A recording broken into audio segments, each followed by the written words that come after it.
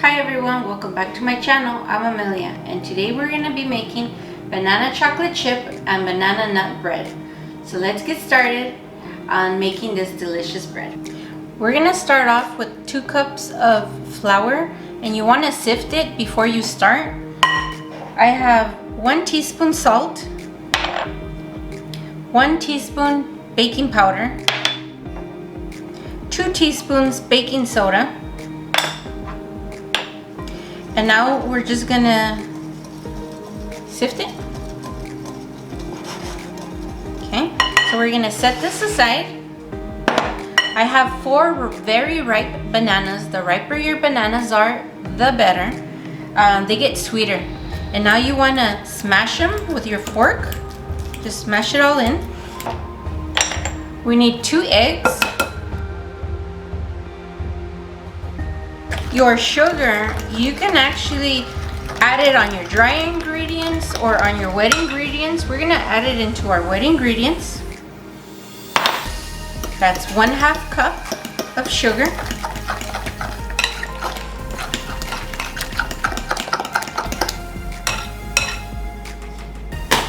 Vanilla, I'm adding 2 teaspoons vanilla. Now, vanilla, depending on what vanilla you're using, you get different flavors. The better your vanilla that you use, your bread's gonna taste really good. So this is a Nelson Massey Madagascar Bourbon Pure Vanilla Extract. This one is really good, but at the same time, it's very expensive. This was $54.95. This one, I use it a lot. I usually buy it at Costco. It's pure vanilla extract. This is half the price of what this is. It's still good, but not as good as this one. So depending on what you're making, there's a difference on the taste. But yeah, so this one's better. This one's okay. I'm adding 1/3 cup milk, and I have 1/2 cup of room temperature butter. You don't want to melt your butter, you want it at room temperature. The flavoring does change once you just melt down the butter, so we wanted room temperature. And we're gonna mix this in. We're gonna add it into our dry ingredients. We're gonna do the chocolate chip first. I have a cup of chocolate chip, but what I'm gonna do is I'm only gonna add 1/2 of it now into the batter. So I'm using 1/2 of the cup of chocolate chips is going into the batter, mixing it in.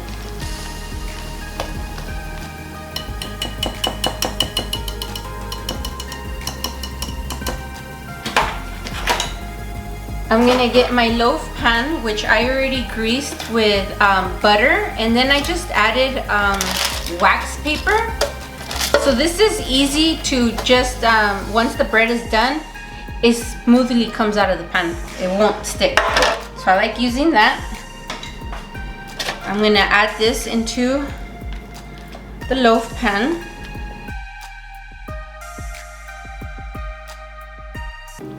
This recipe is so simple to do. Anybody can do this. So simple.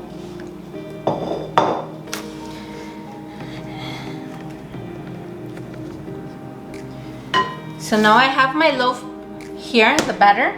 Now I'm gonna add the remaining chocolate chips on top. And the bread just comes out way more beautiful. Just by looking at it, it looks really pretty. You get to taste more banana in the middle of the bread, and then you have some chocolate and then a whole bunch of chocolate on top. So it's coming out nicely. So I'm gonna go ahead and do the same thing. I'm gonna do another loaf pan, but with the walnuts. So I just finished the second batter for the banana nut bread, and I'm gonna do the same thing here. I'm only gonna add 1/2 cup of the walnuts, and I'm not gonna super crush them. I'm just kind of cutting them by hand. That way when I bite into the banana nut bread, I'm tasting the banana as well.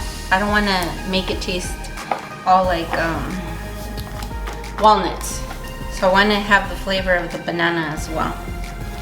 So now I'm just gonna fold it in, not too much.